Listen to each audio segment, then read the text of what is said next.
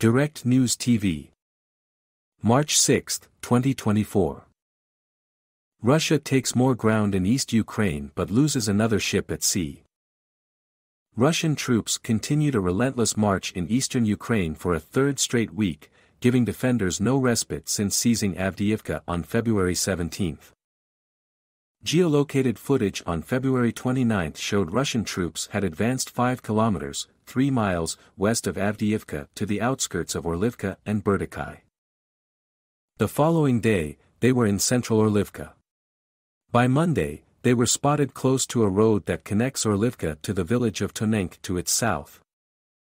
By the estimate of the Russian Ministry of Defense, it took Moscow's forces 4 months to advance 9 kilometers, 5.6 miles, through the Donetsk region before seizing Avdiivka.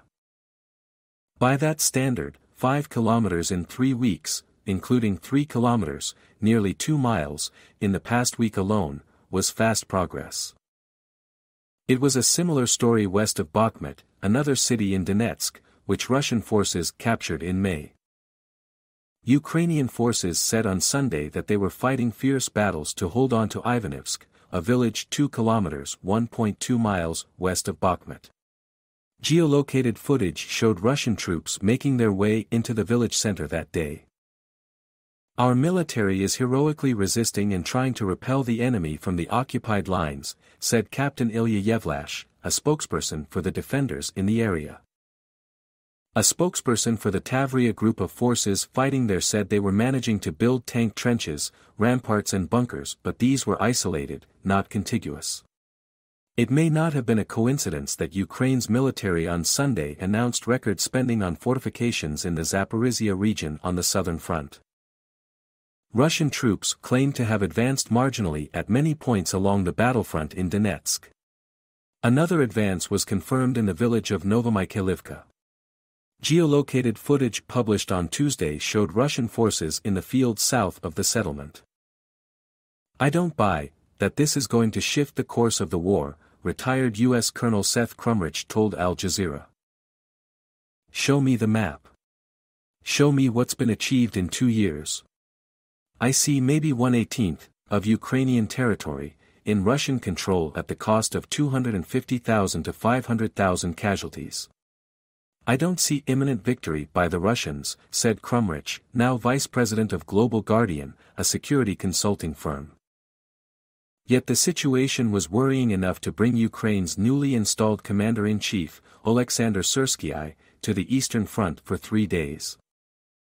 On Friday, Syrsky revealed he had made command personnel changes and reinforced decision-making in some brigades around Avdiivka. "I have sent groups of specialists to individual brigades where there are problems, to transfer experience and provide assistance," he said. "In some cases, when the actions and commands directly pose a threat to the life and health of subordinates, I am forced to make personnel decisions." There appear to be qualitative changes in Russia's tactics that could spell trouble for Ukraine. The Russian assault on Bakhmut last year relied heavily on pardoned prison inmates who were thrown into battle in continuous waves with little training and suffered heavy casualties. A number of Ukrainian soldiers who fought in Avdiivka recently told the Washington Post that the Russian assaults were well prepared and the units well manned and mostly well trained. They also said Russian artillery targeting was accurate and fast. Ukrainian fallback positions were being shelled soon after Ukrainian defenders reached them, and a column of retreating troops was decimated, they added. "It was a convoy of the best men ever. And in front of our eyes, this convoy was destroyed by artillery," one survivor said.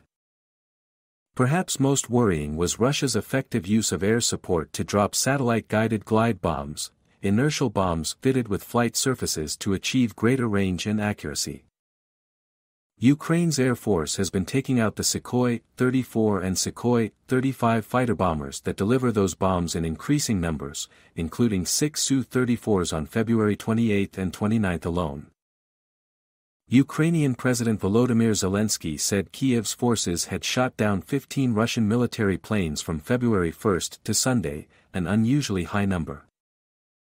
Russia may have decided to accept higher losses for increased firepower on the ground. Forbes and the New York Times have reported that Russia was adopting more aggressive air tactics, conducting an increased rate of 100 or more sorties a day on the Eastern Front. Observers have blamed Republicans in the United States Congress for holding up aid to Ukraine as the biggest cause for Russian advances. The collapse of Western aid to Ukraine would likely lead to the eventual collapse of Ukraine's ability to hold off the Russian military in significant Russian advances further west, likely all the way to the western Ukrainian border with NATO member states, wrote the Institute for the Study of War, a Washington-based think tank. Zelensky warned on February 25 that Russian forces were planning a major new offensive as early as May. War in the air. Russia's war on Ukraine's will to fight scored a direct hit on Friday when a Russian drone demolished a 9-story apartment building in Odessa, killing at least 12 people. It was the deadliest attack of the past week and one of the worst this year.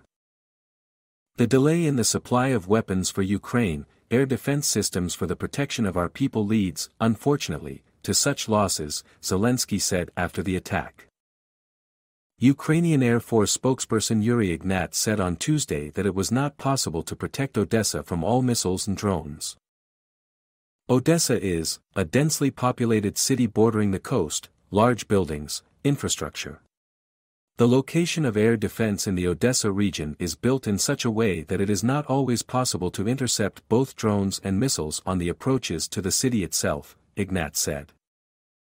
Another drone struck Odessa on Wednesday as Greek Prime Minister Kyriakos Mitsotakis met with Zelensky in the city.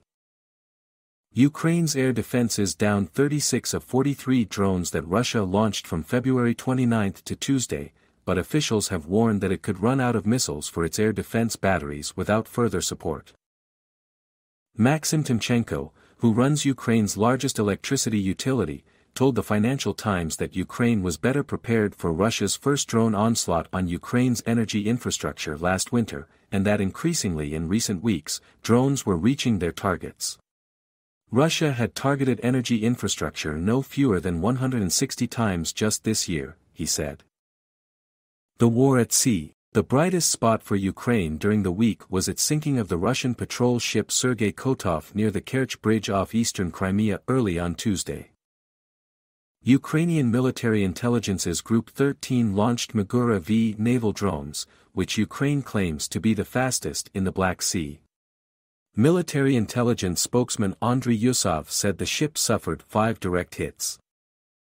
The final pair of drones seemed to detonate inside the hull, which had been ripped open by previous explosions.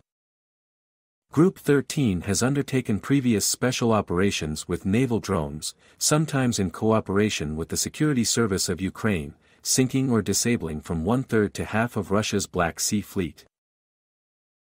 My name is Kingsley. Please like, share, subscribe and hit that notification bell so you can be the first to be notified whenever we post. You won't regret it.